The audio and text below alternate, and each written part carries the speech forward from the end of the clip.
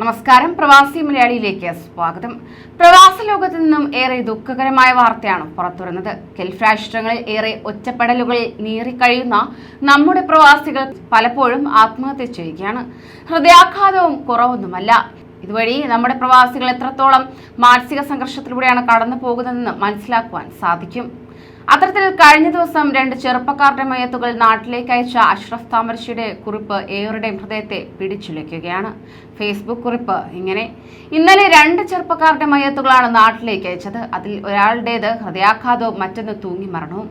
ഒരാൾ ജീവൻ നിലനിർത്തുവാൻ ശ്രമിക്കുമ്പോൾ മറ്റു ചിലർ ദൈവം നൽകിയ ജീവനെ സ്വയം നഷ്ടപ്പെടുത്തുവാൻ ശ്രമിക്കുന്നു. ഇതാണ് ഈ ലോകത്ത് സംഭവിച്ചുകൊണ്ടിരിക്കുന്നത്.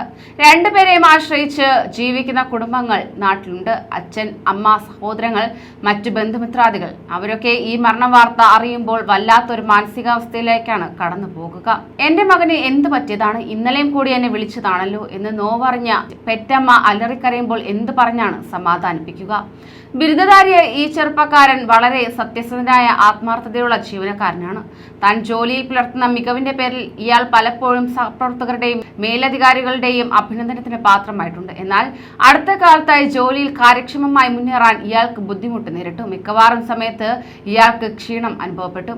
ഏകാഗ്രത കുറഞ്ഞു. ശരിയായി ഉറങ്ങാൻ കഴിയാതായി.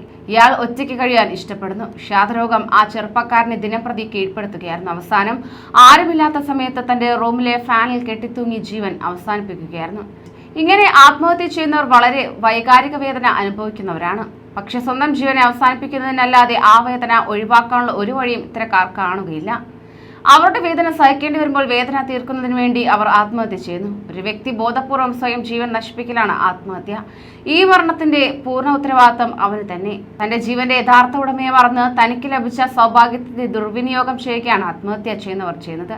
ഓർക്കുക, ആത്മഹത്യ ഒന്നിനും പരിഹാരമല്ല. ദൈവം നൽകിയ ജീവൻ തിരിച്ചെടുക്കുവാൻ അവനിലാണ് അധികാരമുള്ളത് എന്നും അഷ്റഫ് താമരശ്ശേരി കുറിക്കുന്നു. കൂടുതൽ പ്രവാസി വാർത്തകൾക്കായി ഈ ചാനൽ സബ്സ്ക്രൈബ് ചെയ്യൂ.